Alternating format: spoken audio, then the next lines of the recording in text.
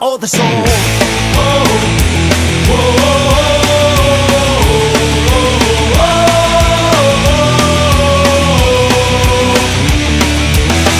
Er ist gebildet und er hat für alles Kritik, dass Punk nicht möglich ist ohne Politik.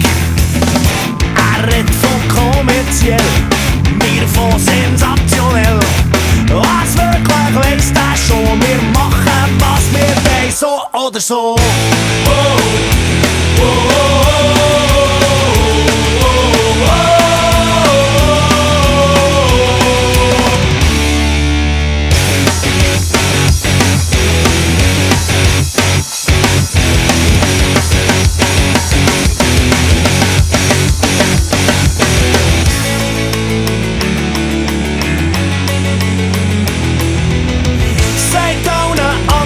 Was sie dürfen und was nicht.